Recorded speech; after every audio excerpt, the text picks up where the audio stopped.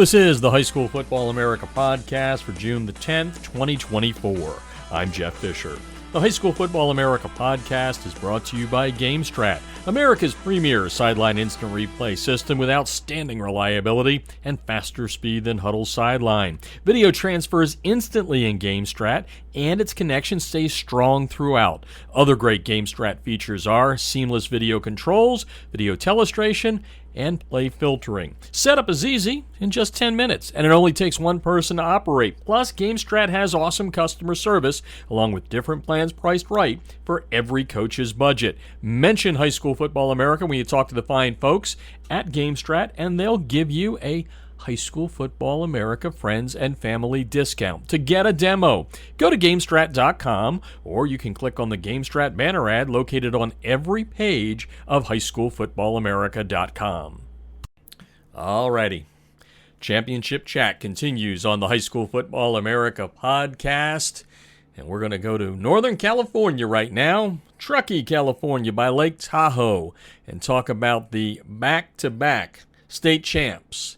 The Truckee Wolverines. They are back-to-back state champs in the state of Nevada. No, folks, I did not misspeak there.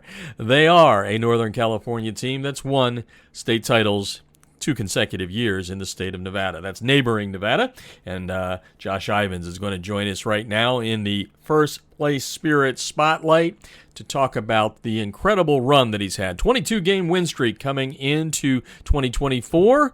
One of the state championships was 2 years ago in the home of the Las Vegas Raiders. Yes, that's correct. They played and won their championship in an NFL stadium at Allegiant Stadium. And Coach Ivens is joining me right now to talk about what's been an incredible 2-year run. Thanks for taking the time, Coach. Yeah, thank you.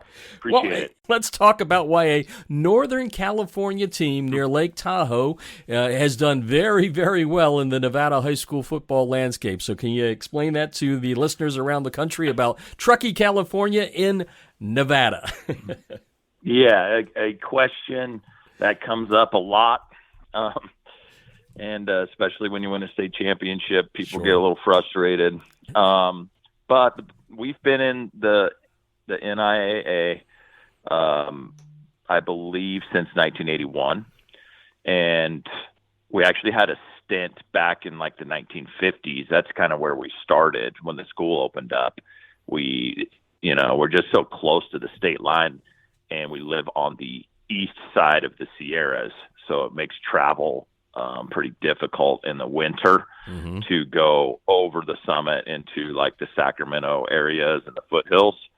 And we're fairly close to the Reno area and the outskirts of that. So the main reason why Truckee plays, and North Tahoe and South Tahoe all play in Nevada, is because of the freeways and thinking about winter sports and things like that. It's difficult for the California schools to get to us and us to them. No doubt. And I knew the story. I just wanted our listeners around the nation to know that I'm not losing my mind that you're winning championships in the state of Nevada. So let's dig right into it. You've also been highly successful in winning championships in high school football in the state.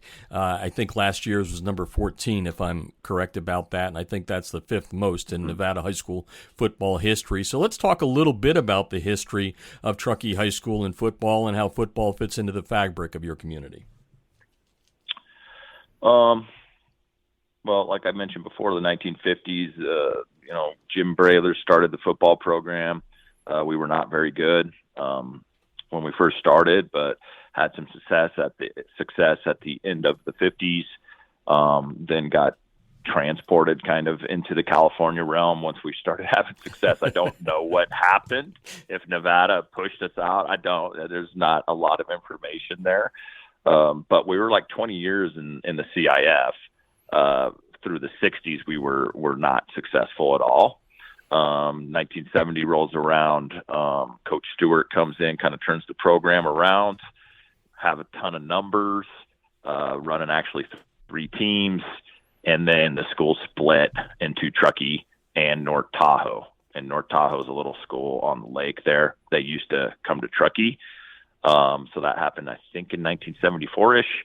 and we kind of went on a little drop off there. And North Tahoe actually had a lot of the athletes at the time living over at the lake, so they were pretty successful. Truckee wasn't. Come back into the NIAA in 1981, and then the second year back, which was 1982, we went to the state championship, played Minogue. We're up on them 13-0 with like 2 minutes left, and lost 14-13. And what the Minogue people call the minor miracle. They're a Catholic school down there, so in Reno. Anyway, so that was kind of our first championship attempt. The very next year, came back and won it in 1983. Then we kind of went on this little, I don't know, till 1989. There was a gap there where we were kind of the last team not to make the playoffs. A lot of 7-2, 6-3 seasons, kind of mediocre. And, there was a restructuring of the league. And when we came in 1989, a new coach, Ron Estabrook, who was my coach, really turned things around and became, I think, what kind of we expect now, what is Truckee football. We went to state in 89, lost in a tough game to Boulder City, and then won in 1990, beat a small school out in the middle of Nevada called Lowry, which is in Winnemucca. And, ever since then, we've just, every couple of years either been in it or have won it. And in the 90s, we went 91. We went to the playoffs, didn't make state. 92 went to the playoffs, didn't make state. Won in 93, went back to the championship in 94, lost. 95 and went to the championship, lost.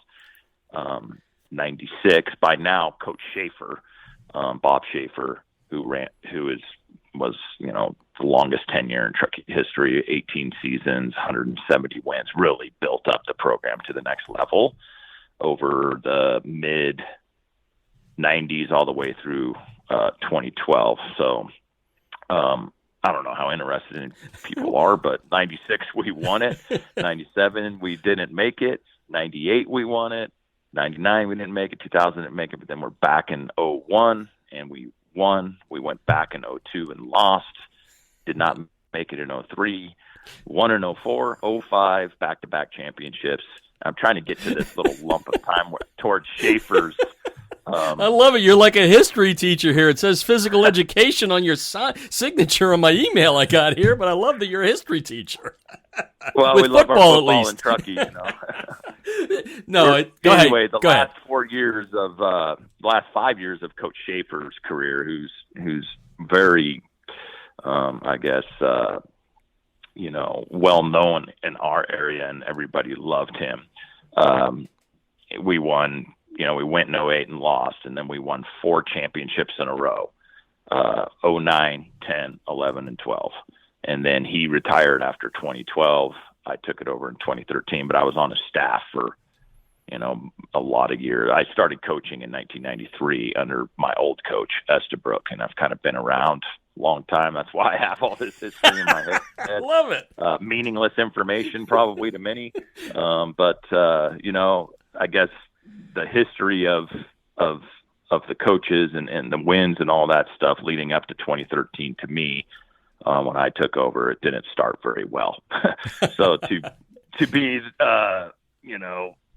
now in a position where we've won back-to-back state championships is a pretty special thing. Getting Truckee, I think, back on the map, and we not only won back-to-back state championships, but our team won back-to-back academic state championships, which just means the team, we had the highest GPA out of any of the teams in the 3A.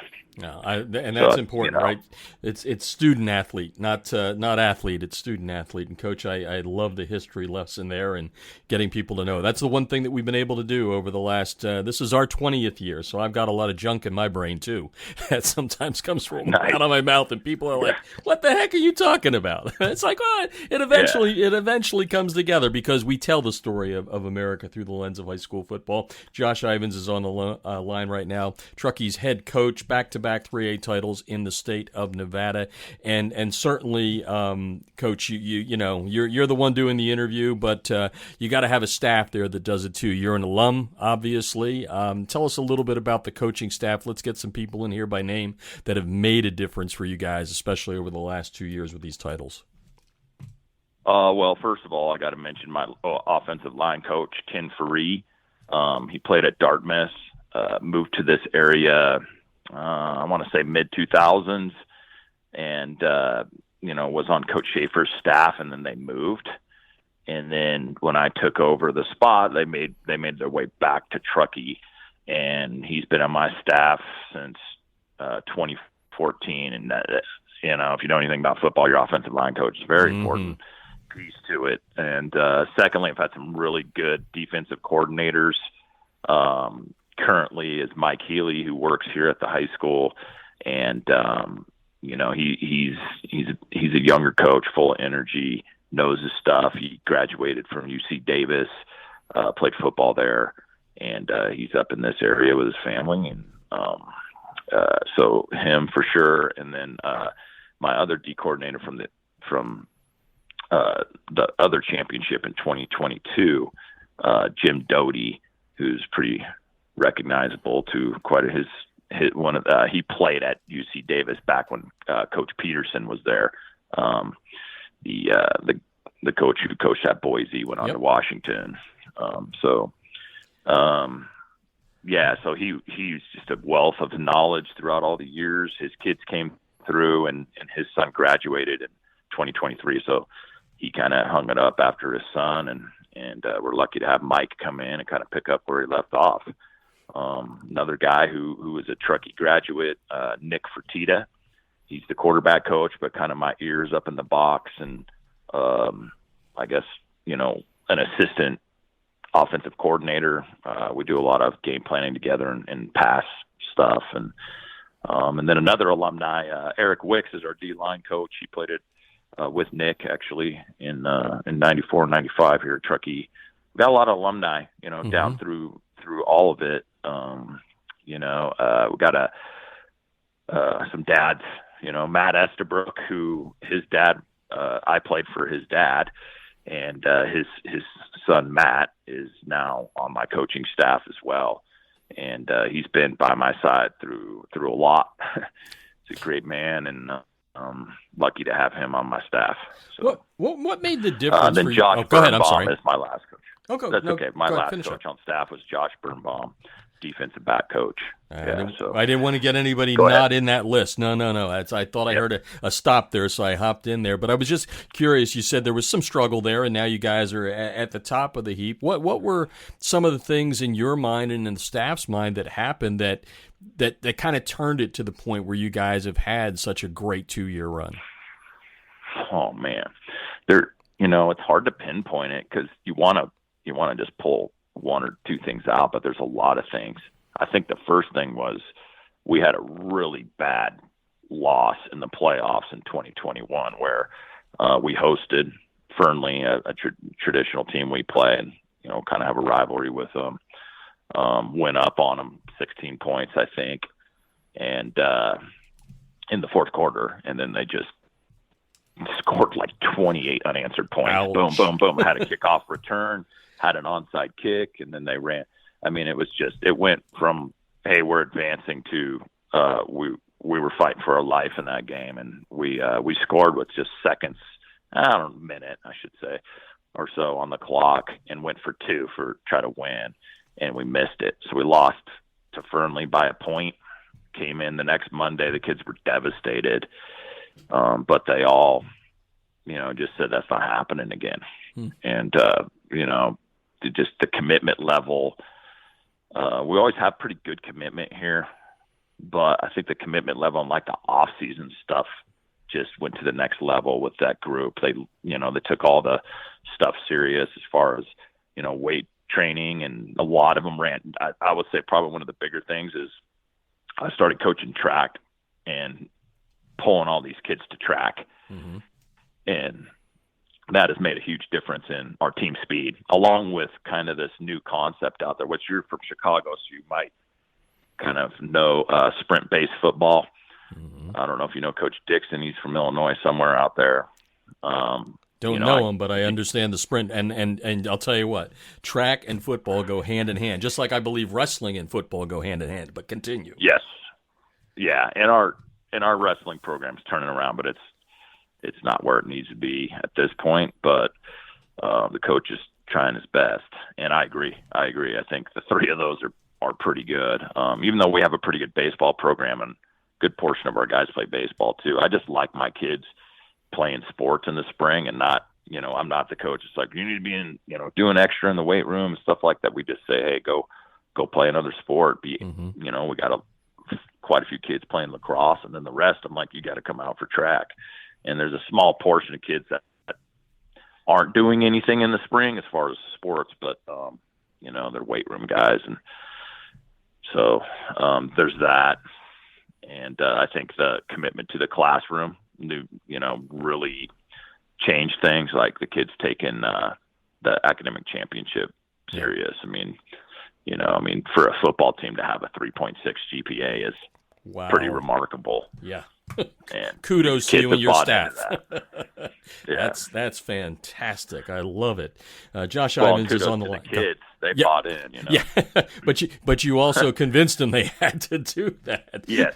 Josh Ivens is on the line, the head coach at Truckee High School in Northern California, but they play in Nevada in the NIAA. Back-to-back 3A championships there, and you mentioned about that 21 class. Obviously, the seniors graduate, but you probably had quite a few underclassmen that became leaders to get you to the point where you were able to call yourself back-to-back state champs. So let's get some kids. I can't get the whole roster in here, Coach, but give us as many leaders on that team as you can, what they did, how they did it for you. Well, going back to the 22 team, man, we had some great leaders. We had Donovan Lopez, linebacker, great kid. Matt Tanner, who didn't play football till high school, really was the anchor of our line, both defensively and offensively. A great leader. Our quarterback, Julian Hall, he was, had some good athleticism, but was kind of a pocket passer guy, which we don't have a lot of here, and we were able to do a lot with him. This kid, Dylan Sumner, probably the most likely to continue playing. He's trying to play at Sierra College right now down in Rockland, California.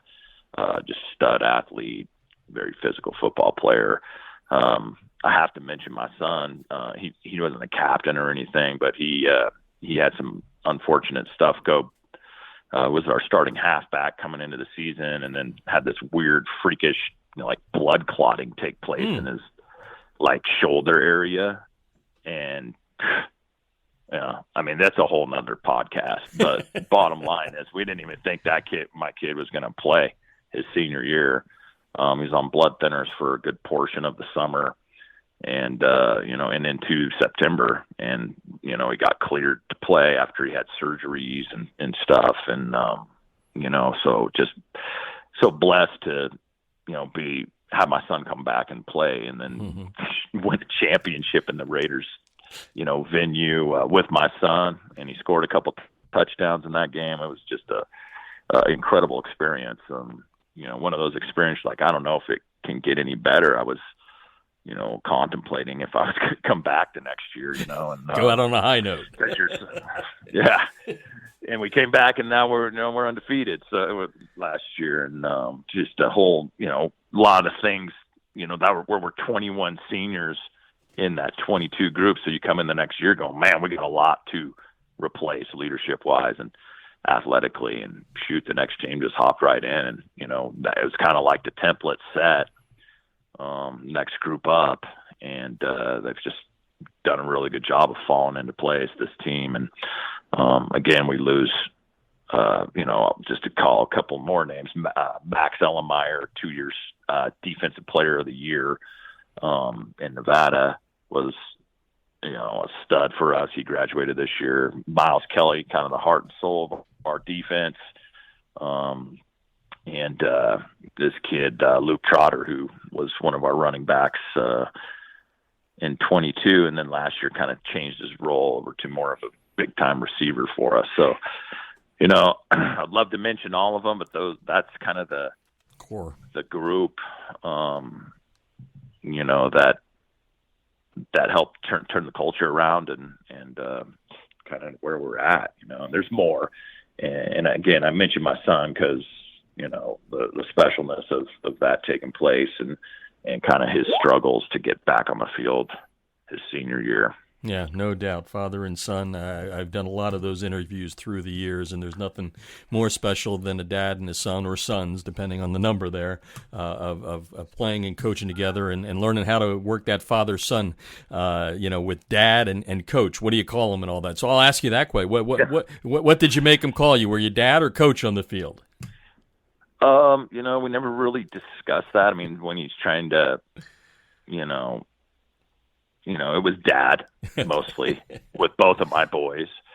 But, when he wanted to, I guess, get my attention as a player, he would call me coach. Hey, coach, and I listen look up, over Dad. to him. I'm like, you don't have to call me coach, man. So I love it. Kind of both, I guess. Okay. Coach, you had something neat that took you guys national this past week. I guess it was last Thursday when the Wolverines had another type of animal show up at the practice field. Tell us a little bit about what happened. Oh, well, I mean, it's not uncommon to see bears around the area. And even there's times when, their schools get locked down. Our school gets locked down when there's bears on the premises. So It does happen from time to time. Not like maybe a couple days before, the week before, had heard that there were some bears on the school property. But they go away or whatever. And, it's very, I would say it's common to see bears, but pretty uncommon that they come barging through that many people in midday. Yeah. So a bit of a concern there. One of my coaches, filmed it. That was our JV team out there. We were on a separate field, but that bear, what you don't see is the bear eventually crosses the field and crosses a little road there and comes onto our practice field. None of us filmed it, but he walked right past us, and he was heading towards kind of like some wetland areas that are south of our stadium. And it was just, once he disappeared, he had no intention of mixing it up. So he kind of disappeared into the trees, and we continued practice. But it was a bit of I don't know if a scare or just alert, Yeah, I guess you use a bad pun there. You could barely believe it, right? That a bear's coming in the middle of your practice. Seriously, a kid knocks me on the shoulder like, Coach, there is a bear on our practice field. And I turn around, he's just walking through. And I've had interactions with bears before, similar, but not like that, where they're just walking through a practice. It was pretty remarkable. It's got a lot of attention. I was surprised how much attention it actually got. To be on CNN and stuff is pretty amazing. Yeah, nationwide. Well, here's the good news. I guess if any of your opponents in 2024 are nicknamed the Bears, you'll know what to do with them. I don't know. I'm just like I said, stuff comes out of my brain sometimes. People go, "What do you?" My wife says it all the time. Do you even know what's going to come out of your mouth before you say it? I said, no, not really. But anyway, Josh Ivens is on the line here. We're going to wrap up with a couple of quick questions for you, Coach. Head coach at Truckee, by the way, folks. Back-to-back Nevada State champs. I mentioned it at the top. You mentioned it a little while ago. The great thing about Nevada is the Las Vegas Raiders are in there reaching down into the community. You get to play the games at Allegiant and all that. What does it mean to you as a head coach, a high school coach, to know that the NFL teams across the country, not only the Raiders, but the Raiders specifically in your case, are reaching down into your coaching ranks and the game ranks? Well, I think it just says that they get it, that what makes the NFL great is the sport, and what better than to start with high school football in the area, and reaching out and making the young football players of our state, feel special. Mm-hmm. And they not only did we play on the field, they took care of us, man. We got to be in their locker rooms, and incredible experience. Just crazy. Almost beyond words, it sounds like. Yeah, I mean, you just wonder how your kids are going to respond and stuff to the venue. And our guys, man, they just, they responded really well. And, we scored from our first play from scrimmage, scored. And I'll never forget Dylan Sumner breaking out up the sideline and how loud that got. Because, there's not many people in there, but it was loud. Our crowd, we represented very well. We traveled very well down to the stadium, which was another kind of concern, So our band showed up. And cool. It was, I can't say enough about that. I mean, this year we played at the University of Nevada. We did not play down there. Oh, okay. That was the year before. So this year it was at the University of Nevada, which was also a pretty cool venue for our kids who've watched a lot of Wolfpack games over the years and got to play on the field. Yeah, no, I think that's one of the special things that all of the states are doing now, trying to put as many of these championship games in big venues. And you're right, it's always interesting to see how the kids are going to react to all that. Let's just finish here by looking ahead. You guys are not that far away from fall camp. You've got a big old bullseye on your chest. Everybody wants to knock off a state champ, and in this case, it's a two-time defending state champ. Tell us a little bit about this year's team, what you're doing to erase the blackboard, or I guess in this case, it's the whiteboard, right? We don't have blackboards anymore. I'm an old guy. I still talk chalk and all that. But anyway, that being said, what are you doing right now to get this team ready for 2024? Well, a lot of our kids ran track again, and we had probably the most successful track season the boys have ever had at our school. Or, before a couple of years ago, there wasn't as many kids in the boys realm out for track. And we did pretty well this year with track. Our 4x1 team, which is all football players, won the state championship. That was pretty cool. And, lifting, of course, and we're doing some 7-on-7 right now. And, our quarterback's coming back. Our top running back, Joe Birnbaum's coming back. He was the MVP of the state last year. Lots of our linemen are coming back. We got to replace a lot of guys on defense, so that will be kind of where our focus is here. Just got done with spring ball last week, and I think this is a team that's very talented. We got pretty good team speed and very capable. It's like you said, we got the target. We're kind of used to having the target on our back though, because we're the California school playing in Nevada, so we're not received very well in most places we go. I could tell you that. So we're used to kind of playing with people having a grudge against us, which, it's a little bit more hyped up. I put some tough games in our schedule also. We're playing St. Vincent de Paul of Petaluma, who won the California state championship.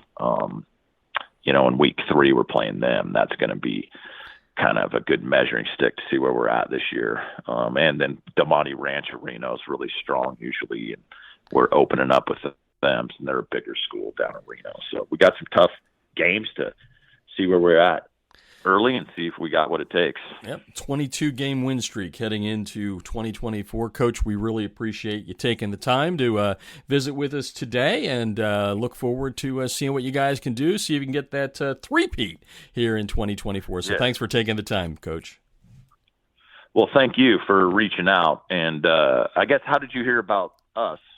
Well, as my wife will tell you, I spend a lot of time digging into things on the internet, and used to be newspapers and all that. So I learned a little bit about you because my wife used to live up in the San Francisco area before I met her, and for some reason, I came across it, and I said, "Do you know about Truckee?" And she said, "Oh, yeah, Lake Tahoe." And then she went into this thing. So I said, and then when the bear popped up last week, I was like, it's time to get these guys on the show. So that's the honest to goodness truth of how I discovered you.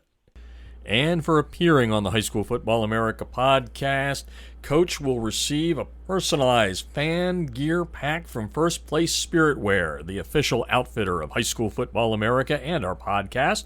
First Place Spirit Wear has an up-and-running Spirit Wear store for every football program in America. First Place Spirit Wear is the hassle-free solution for coaches to provide gear for players, fans, and coaches. You can visit them online at firstplacespiritwear.com. That's the number one, stplacespiritwear.com to learn more, or go to highschoolfootballamerica.com. You can click on the banner ads located there. And we're very, very proud of the partnership that we've struck up with First Place Spirit Wear, a fine company out of the state of Ohio. High School Football America co-founder and my significant other, and the real brains behind High School Football America, Trish Hoffman and I ventured up to Ohio, which is where First Place Spirit Wear is based, just south of Cleveland. We went up there about a month ago to find out exactly what they're about. They are a perfect fit for High School Football America and our other partners. And you know us, we kick a lot of tires to make sure what we're presenting and promoting is, white glove tested. And Trish does a great job with the white glove. We broke bread with the founders, Mike and Connie Meadows. Yes, husband and wife team, family run. This place is impressive. Number one, first thing that we noticed, great customer service. I'm telling you, in 2024, if you don't have great customer service, don't start a business. It's as simple as that. And Mike and Connie are just like that. Mike will be on the podcast coming up here later on this week. They offer football teams a hassle-free fan gear solution. They take the work out of what you have to put into it, Coach. If you're a coach out there and you're like, man, I just hate this Spirit Wear fan gear stuff. Well, they'll make it a whole lot easier for you. Hassle-free. They'll manage it for you. You can focus on coaching, the thing that you do best. They'll do the rest. They're a perfect solution to BSN's fan cloth and the local screen printers. Here's the great thing, too. They're cutting edge. I mean, and I've seen what they've been putting out. They're giving people a Fanatics-like experience with amazing designs. It's 100% online. Why is that important? You know how hard it is to collect money these days or manage an inventory? Whether you're a coach or you're the head of a booster club, it's a pain in the... You know what I'm talking about there. Well, you don't have to collect money and manage inventory with First Place Spirit Wear. And here's the great thing. Your store is open 24/7, 365 days a year. No more ordering windows, out the window, so to speak. Orders shipped to home within days. Yes, orders shipped to home within days. You don't have to worry, again, about managing an inventory. And the best part of it is they believe in high school football. 100% believe in high school football, and you will earn 10% fundraising on all of your sales. And they'll give you graphics to help you get the message out and get your players, parents, and fans engaged. All players, coaches, and staff, they get a 10% gift code. So that takes money right off the top of the bill. And they carry brand names like Nike, Adidas, and Champion. Again, you're going to hear more about them coming up later this week from the man himself, Mike Meadows. And you're going to hear a lot about them as we go through the football season because they are a proud partner of ours. And we're even going to have our own swag out there. Yeah, you can wear around High School Football America garb if you want to. They're going to do that for us, and that's going to be up on the website, highschoolfootballamerica.com in the coming days. But anyway, stay tuned for more about this. It is a very exciting deal for us. We're excited to help coaches do what they do best, which is coach. And that's going to do it for today. The High School Football America podcast is presented in part by NFL Play Football. And coaches, don't forget to check out playfootball.nfl.com for some great resources to help you improve in the coaching profession. I'm Jeff Fisher, and you've been listening to the High School Football America podcast.